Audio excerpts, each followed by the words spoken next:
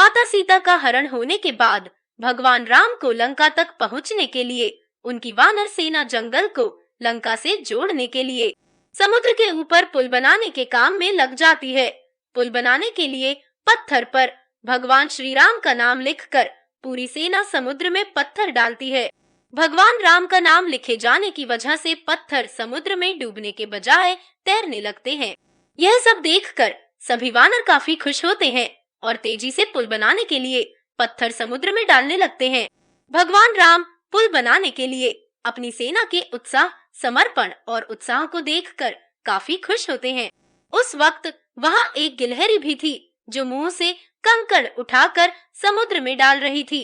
उसे ऐसा बार बार करते हुए एक वानर देख रहा था। कुछ देर बाद वानर गिलहरी को देखकर मजाक बनाता है। वानर कहता है, हे गिलहरी, तुम इतनी छोटी सी हो, समुद्र से दूर रहो। कहीं ऐसा न हो कि तुम इन्हीं पत्थरों के नीचे दब जाओ। यह सुनकर दूसरे वानर भी गिलहरी का मजाक बनाने लगते हैं। गिलहरी यह सब सुनकर बहुत दुखी हो जाती है। भगवान राम भी दूर से यह सब होता देखते हैं। गिलहरी की नजर जैसे ही भगवान राम पर पड़ती है, वो रोते रोते भगवान राम के समीप पहुंच जाती है। परेशान गिलहरी श्री राम से सभी वानरों की शिकायत करती है।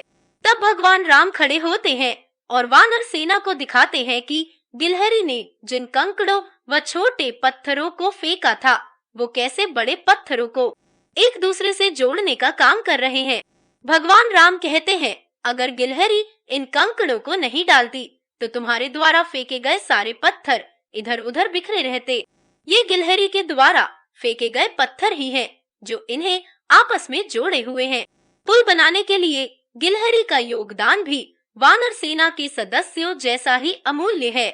इतना सब कहकर भगवान राम बड़े ही प्यार से गिलहरी को अपने हाथों से उठाते हैं।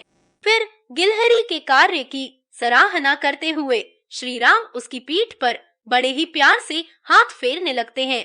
भगवान के हाथ फेरते ही गिलहरी के छोटे से शरीर पर उनकी उंगलियों के निशान बन जाते हैं।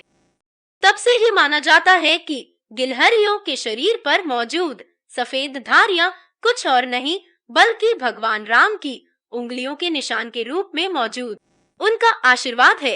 कहानी से सीख, दूसरों के कार्य का मजाक नहीं बनाया जाना चाहिए। कार्य में किसी भी तरह का योगदान महत्वपूर्ण होता है। साथ ही दूसरों द्वारा मजाक बनाए जाने के बावजूद आपको अपना आत्मविश्वास नहीं खोना चाहिए।